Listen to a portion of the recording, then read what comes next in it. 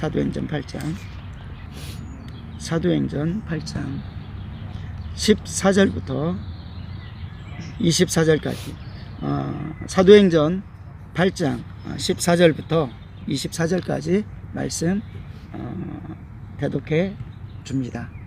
예루살렘에 있는 사도들이 사마리아도 하나님의 말씀을 받았다 함을 듣고 베드로와 요한을 보내매 그들이 내려가서 그들을 위하여 성령 받기를 기도하니 이는 아직 한 사람에게도 성령 내리신 일이 없고 오직 주 예수의 이름으로 세례만 받을 뿐이더라. 이에 두 사도가 그들에게 안수함에 성령을 받는지라. 시몬이 사도들의 안수로 성령 받는 것을 보고 돈을 들여 이르되 이 권능을 내게도 주어 누구든지 내게 안수하는 사람은 성령을 받게 하여 주소서 하니 베드로가 이르되 내가 하나님의 선물을 돈 주고 살 줄로 생각하였으니 내 은과 내가 함께 망할지어다. 하나님 앞에서 내 마음이 바르지 못하니 이 도에는 내가 관계도 없고 분깃될 것도 없느니라. 그러므로 너의 이 악함을 회개하고 주께 기도하라. 혹 마음에 품은 것을 사하여 주시리라. 내가 보니 너는 악독이 가득하여 불의에 매인 바 되었도다. 시몬이 대답하여 이르되 나를 위하여 주께 기도하여 말한 것이 하나도 내게 임하지 않게 하소서 하니라. 아멘. 네. 성령이 너에게 임하시면 성령 강림절 우리가 저녁 기도회 통해서 10분 또는 15분 하나님 말씀을 나누고 또 기도합니다. 예수님께서는 성령 받아야 된다. 너희가 꼭 성령 받아야 된다. 내가 너희를 위해서 십자가 지고 너희를 구원하고 너희 죄를 사했고 그리고 너희가 그것을 믿고 믿음으로 살려고 할지라도 그러나 그 뒤에 반드시 성령 받아야 산다. 어제 주일에도 그런 말씀을 통해서 우리가 성령 받기를 위해서 기도하라. 그래서 성령 주시는 통로 가운데 말씀을 통해서 주십니다. 기도를 통해서 주시고요. 그리고 회개를 통해서 허락하여 주십니다. 왜냐하면 더러운 곳에서는 들어올 수 없기 때문에 예수 그리스도께서 우리를 위해서 십자가 지셨다 할지라도 우리가 믿고 회개하지 않으면 믿을 수 없고 믿을 때 회개하게 되고 그래서 회개할 때 그래서 베드로 사도의 성령 충만한 베드로 사도의 말씀을 듣고 그들이 어찌하고 찔렸습니다. 이때 베드로 사도는 알려준 것이 너희가 회개하라. 그리고 그러면은 죄사함을 얻을 것이고 그리고 침례를 받으라. 그래야 할 때 약속의 성령이 선물로 임할 것이다 라고 말씀합니다. 그래서 우리가 성령 받기 위해서 기도해야 됩니다. 기도 안 하면 성령이 특별하게 말씀만 듣는 속에서 일어날 수 있습니다. 그런데 초대교회에서는 말씀 들었다라는 것은 말씀을 듣고 기도하고 말씀을 들었고 이게 성경적인 것입니다. 그래서 나는 말씀만 들었어 예배만 드려 절대로 그러지 않습니다. 말씀을 들으면 찔리는데 그럼 기도해야죠. 회개해야죠. 이런 역사가 있어서 말씀과 기도 예배 속에서는 다 들어있는 것입니다. 그래서 말씀을 듣는 중에 고넬료 가정 가운데서는 말씀을 듣는 중에 성령님께서 임하셨어요. 그래서 그들이 성령을 받으니까 침례를 안 줄 수가 없어서 침례를 주는 것을 볼 수가 있습니다. 그러면서 그 모습을 보면서 우리가 믿을 때 성령 받은 것 같이 성령을 받았으니 어찌 침례를 주지 않을 수 있느냐라고 하면서 침례를 주는 것을 볼 수 있거든요. 그러면서 강조하고 싶은 것은 기도해야 된다라는 것을 말씀을 드리고 기도 속에 우리는 약속을 받을 수 있다.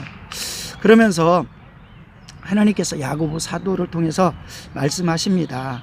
성도가 얻지 못함은 기도하지 않기 때문이다. 너희가 기도해 줄게.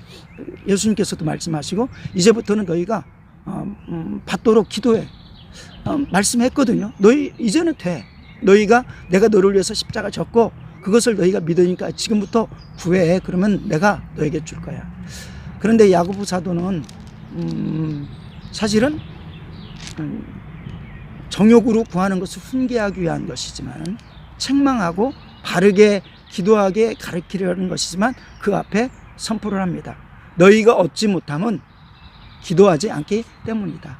그러니까 아무리 하나님의 약속이 있어도 기도하지 않으면 얻을 수가 없다는 겁니다. 기도할 때도 그냥 하나님 적당하게 말하는 게 아니라 진실한 마음으로 하나님께 믿고 믿음으로 간구하고 구할 때 반드시 응답이 있는 거죠. 근데 기도하지 않으면은 없어. 그런데 기도했는데도 응답이 없으면은 무슨 문제가 있다는 것입니다. 외식으로 기도했든지 믿지 않고 기도했든지 중언부언하며 기도했든지 그리고 야고보 사도는 정욕으로 기도했기 때문이다. 그리고 나서 또 이사야 선지자 같은 경우는 너희가 기도했는데 응답이 없는 것은 왜 그러냐면 너희가 믿는다고 하면서 이사야 선지자가 말하는 대상은 잘 믿는다고 하는 사람들이었거든요. 믿는다고 하면서 너희 손에 악이 있으면 너희 마음에 악이 있으면 서로 미워하는 마음 가운데 있으면 손을 들고 기도한들 들리겠느냐. 너와 나 사이에 담이 막혔다. 악의 담이 막혔다라고 하면서 죄의 문제를 해결하고 그리고 정욕으로 구해서는 안 된다는 것입니다. 그러면서 우리 사랑하는 지체들이 기도할 때 성령을 구하는 것도 있지만 그 어떤 것을 하나님이 주신 것을 구할 때에도 거룩하게 구해야 되고 죄를 사함받고 구해야 되고 그리고 거룩한 목적으로 구해야 됩니다. 그런 은혜가 있길 원합니다. 그러면서 이 말씀과 같이 우리가 이제 성령 구하라고 했잖아요. 성령 구하는데 이제 사도들 통해서 기도하게 합니다. 하나님의 말씀이 전파됩니다. 그리고 찔려서 회개하는 모습도 있습니다. 그런데 어느 곳에서는 이러한 모습도 있는 거예요. 그러니까 오늘 본문에서 읽었던 것처럼 사마리아 지역에 복음이 들어갑니다. 그런데 빌립이 아직 예수 그리스도의 이름으로 증거를 냈는데 성령은 아직 그곳에 임하지 않았어요. 그러니까 예루살렘에 있는 사도들이 놀라가지고 저들에게도 하나님의 역사가 있구나, 믿는 복음을 듣고 믿는 사람들이 있구나, 이적이 나타나는구나, 치유가 나타나는구나, 이런 역사가 나타나는 것을 알고 베드로와 요한을 보내거든요. 그리고 나서 성령 받기를 위해서 기도했습니다. 성령 받기 위해서 막 기도하면서 기도하는데 이제 설교했겠죠. 그리고 또 통성으로 기도했겠죠. 기도를 하는 곳에 이제 시간이 어느 정도 흘렀을 것입니다. 아마 부흥에 우리가 이제 은혜스럽게 참여하다 보면은 처음에는 강팍한 마음들이 차츰차츰 무너지고 회복되는 모습을 볼 수 있습니다. 회복되어지면서 하나님의 놀라운 은혜가 임하는 것이 보여지죠. 임한 다음에 어떤 역사가 있습니까? 요약합시다. 하나님께서 우리에게 기도의 문을 열어주셨고, 그러니까 예수 그리스도 안에 있는 사람에게, 구원함을 얻은 사람에게 하나님께서 기도할 수 있도록 허락하여 주셨습니다. 예수의 이름을 허락하여 주셨죠. 그리고 믿음으로 기도하면 반드시 응답이 되어지죠. 믿음으로 기도했는데, 그리고 하나님이 원하는 것을 기도했는데, 정욕으로 구하지 않았는데, 외식으로 구하지 않았는데 응답이 안 될 수가 없다라고 성경은 선명하게 말을 합니다. 그런데 야고보 사도를 통해서 너희가 받지 않은 것은 기도하지 않았기 때문이다. 그러니까 우리가 영적인 사람이라면, 영적인 기업을 얻는다면 하나님은 기도를 통해서 허락하여 주신다는 거죠. 근데 그 기도를 아무리 했는데도 응답이 안 되는 것은 살펴봐라. 정욕 때문에. 너희가 얻으려고 하지만 그 얻어지지 못하는 것이 너희의 정욕 때문에, 너희를 위해서, 너희의 이름을 위해서 하기 때문에 응답되지 않는 것이다 라고 하면서 기도하는 자세를 가르쳐 줍니다. 마찬가지 우리가 성령 강림 절기를 통하여서 무엇을 구합니까? 하나님께서 무엇 구하길 원하십니까? 하나님께서 예수 그리스도를 허락하여 주시고 예수 그리스도 구하길 원하셨습니다. 그리고 두 번째, 예수님께서 이 땅에 오셔서 이제 나는 너희에게 복음을 증거했고, 그리고 하나님의 언약대로 나는 십자가에 죽었고, 그리고 하나님의 약속대로 나는 살아나서, 그리고 너희와 함께 40일을 있다가 나는 이제 하나님의 나라로 가. 육신을 입고서는 모든 사명을 완성했어. 그리고 내가 육신으로 너희와 있는 것이 너희에게는 유익되지 못해. 내가 가면 다른 보혜사를 너희에게 보낼 거야. 그 보혜사는 나를 믿게 하고 나를 증거하고 너희의 죄를 깨닫게 하고, 그래서 이러한 모든 것들을 말씀을 드렸어요. 그렇다면은 그리고 나서 예수님께서 말씀한 것은 성령 받기 위해서 기도해라 라고 말씀하셨죠. 초대교회 성도들이 기도합니다. 그리고 그곳에 성령의 역사가 있었습니다. 또 베드로가 복음을 또 증거합니다. 그러니까 그들이 찔렸습니다. 그리고 나서 또 그들이 회개합니다. 이때 그들이 회개하라고 선포하죠. 우리가 어떻게 해야 됩니까? 라고 할 때 너희가 회개하고 그리고 그래야 하면은 선물로 죄사함을 받고 성령을 선물로 받을 것이야. 이렇게 말씀을 하죠. 그리고 나서 어제 본문에서도 나타났고 오늘 우리가 읽었던 부분 가운데 사도행전 8장 말씀 속에서 보여주는 것은 무엇이냐면은 사마리아 지역에 복음이 들어가고 그들이 예수 그리스도를 믿었습니다. 그런데 아직 성령이 임하지 않은 가운데 그들에게 가서 그러니까 말씀을 증거했죠. 성령의 사람이 말씀을 증거했습니다. 그런데 빌립이었어요. 빌립이 증거합니다. 근데 그들이 믿었지만 아직 성령이 임하지 않은 거죠. 그래서 거기에 누구를 보냅니까? 깜짝 놀라고 예루살렘에서 깜짝 놀라고 요한과 베드로를 보냅니다. 그리고 나서 다시금 그러니까 은혜가 굉장히 충만한 상태에서 복음을 증거한 거예요. 굉장히 사모하는 상태에서 복음을 증거한 거예요. 아직 그들에게는 성령의 역사가 없었지만 귀신도 쫓겨났어요. 질병도 고쳤어요. 그리고 그 사마리아 성에 큰 기쁨이 넘쳤다고 성경은 기록하고 있습니다. 그런데도 불구하고 하나님께서는 어떻게 보면 오늘날 우리가 신앙생활 하는데 이 정도면 돼. 이적도 나타나잖아. 치유도 나타나잖아. 우리가 기쁘잖아. 이 정도만 돼. 라고 하는데 거기에 사도들이 가가지고 확인한 게 있었어요. 그것은 뭐냐면 성령 받았는가입니다. 근데 성령 받지 않았던 거예요. 그러니까 합심해서 기도하기 시작합니다. 기도하기 시작하는 가운데 어느 정도 이제 기도하고 또 말씀을 듣고 그러고 나서 또 다른 기도를 했을 것입니다. 그러면서 사도들이 이렇게 안수하면서 지나가는 겁니다. 안수하면서 지나가니까 그곳에 성령이 임했더라 라고 말해요. 이것까지는 우리가 계속 들었던 말씀이에요. 주일에도 들었던 말씀입니다. 오늘 하고 싶은 말씀은 이것입니다. 아까 우리가 말했던 기도를 하라고 했는데 기도를 중언부언해도 듣지 않고 외식으로 해도 듣지 않지만 죄악이 있어도 듣지 않고 정욕으로 구해도 듣지 않으신다는 것입니다. 마찬가지로 성령님 구하라고 했습니다. 그러니까 구하면 믿음으로 구하면 주시겠죠. 반드시 예수님을 주셨는데 보내셨는데 성령님을 보내시지 않으실 하나님이 아니신 거죠. 반드시 주십니다. 그런데 구하는데 정욕으로 구한다면 그러면서 사도행전 8장에는 아주 좋은 예가 있습니다. 베드로와 요한이 안수하니까 그곳에 성령이 임한 것을 본 거예요. 성령이 임한 것을 보니까 시몬이 그것은 마술사 시몬이었는데 빌립을 통해서 믿고 그리고 예수 믿는 사람들을 쫓아다니면서 살아갔던 사람입니다. 그런데 그 사람은 다른 영적인 마술사였으니까 다른 영적인 세계, 악한 영적인 세계를 알고 있을 거 아닙니까? 그래서 저것을 내가 받으면 크게 뭔가 장사를 하던 장사를 하고 유명해질 수 있겠다라고 생각을 한 거예요.